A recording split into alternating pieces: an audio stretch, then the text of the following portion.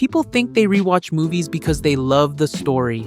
That's almost never the real reason. In fact, the movie itself is often the least important part. Stay with me, because by the end of this, you'll understand something about yourself that most people never stop to question. The microwave clock says 11:47. The apartment is quiet, except for the low hum of the refrigerator. You're under a blanket that still smells faintly like fabric softener.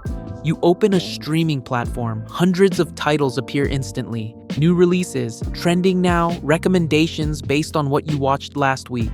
You scroll. You read descriptions. You hover over thumbnails. You close the app and open it again. 20 minutes later, you still haven't chosen anything. And then you do what you always do. You go back to the same movie you've already seen a dozen times.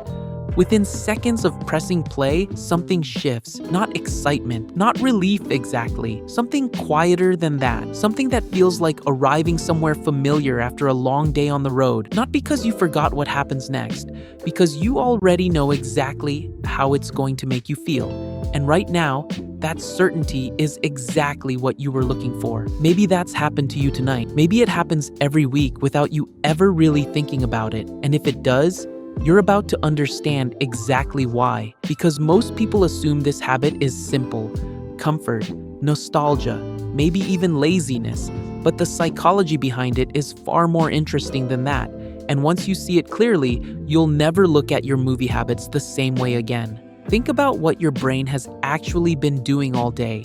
New conversations, unexpected problems, decisions that don't have obvious answers, emails that require you to read between the lines, people whose moods you had to navigate, plans that changed without warning. From the moment you woke up, your brain was constantly doing one thing: predicting, scanning the environment, anticipating what comes next, adjusting when reality didn't match the prediction. That process is exhausting, and most people carry that exhaustion into the evening without ever naming it. So when you sit down at the end of the day, your brain is not actually looking for more stimulation. It's looking for a break from uncertainty. A new movie asks a lot from you. Who are these characters? Can they be trusted? What's going to happen? Is this going anywhere? Your brain has to stay alert the entire time. A familiar movie asks almost nothing. You already know who survives. You already know which problems get solved. The ending is guaranteed, and for a brain that has spent the entire day navigating unpredictability, that guarantee feels like rest. The nervous system stops bracing for surprises. The mind stops scanning for threats. For a little while, everything becomes predictable again. That's not laziness, that's not weakness, that's recovery. But here's where it gets more interesting. Because for some people, it's not about the end of a long day at all. It's about a specific movie, one they haven't watched in years, maybe a decade, and when they finally press play again, something completely different happens. Picture someone pressing play on a film they first watched as a child. The opening credits start, the music comes in, and within a few minutes, something unexpected starts pulling at them. It's not the plot, it's not the characters, it's everything around the memory of watching it. A living room that no longer exists, a couch they haven't sat on in 15 years, the specific smell of a Sunday afternoon in a house they grew up in, family members gathered around a screen, not knowing that moment would eventually become the last one like it.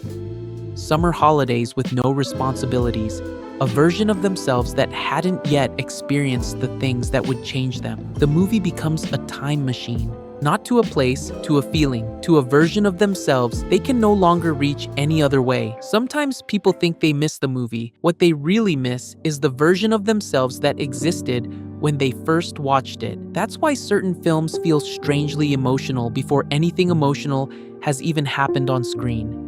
The first 5 seconds of a familiar soundtrack can make someone feel things they haven't allowed themselves to feel in months.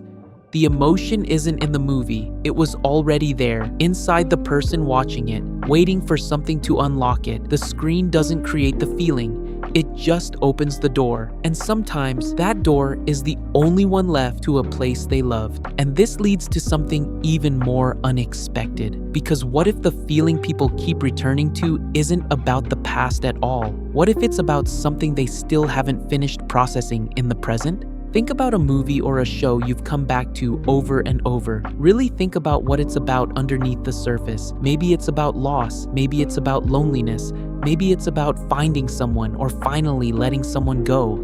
Every time the story reaches that moment, you feel something you recognize, and that's the part worth paying attention to. Because sometimes, the emotions people keep revisiting in movies are the exact same emotions they're still trying to understand in their own life. A person who returns again and again to a story about grief isn't necessarily obsessed with the film. They may be returning to a feeling they rarely allow themselves to sit with anywhere else. A person who keeps watching a story about someone who finally walks away may be someone quietly working up the courage to do the same. Not because they're broken, not because they're stuck, because the screen gives them a container for something that has no other place to go. Sometimes rewatching isn't about escaping an emotion. It's about finally making room for one. And there's one more layer to this, the one most people never notice. The story stays exactly the same every single time, but the person watching it doesn't. A child watches a film and relates entirely to the young hero, the adventure, the possibility, the feeling that anything could happen. Years later, they watch the exact same film again. This time, they notice the parents, the sacrifices that happened quietly in the background, the fears that were never spoken out loud, the things that were held together so the child wouldn't have to worry. Then, they watch it again later, in a different season of their life, and suddenly, a completely different scene is the one that stops them cold. A line of dialogue that meant nothing the first time now sounds like something someone said to them last week. The movie didn't change, they did, which means every rewatch is, in a quiet way, a self-portrait, a record of where you are in your life, told through what you notice, what you skip past, and what unexpectedly breaks you open. So maybe this habit is not as simple as it looks from the outside. Some people return because the world is unpredictable and their favorite movie is one of the few things that isn't. Some return because a specific film is the only key that still opens a door to somewhere they loved and can no longer get to any other way. Some return because a character on that screen is more reliable than most people they know. Unlike real people, those characters never suddenly change. They never disappear. They are always exactly where you left them. And some return because there's an emotion living in that story they still haven't fully understood yet. And every time they watch it, they get a little closer. Whatever the reason, the behavior is rarely as shallow as people assume, because most of the time people are not just returning to a movie, they are returning to a version of themselves. So next time you find yourself pressing play on something you've already seen, don't ask what you're in the mood to watch. Ask what you're actually looking for, because the answer might tell you more about where you are right now than anything else you've done today. And if the stories we choose to return to reveal something about the emotions we're carrying, then it raises a different question. What does it say about the people who can't finish certain movies at all? The ones that got turned off halfway through? The ones that sit unwatched for years? The ones that someone recommended and you've been avoiding ever since? That's a different psychology, and it might be even more revealing.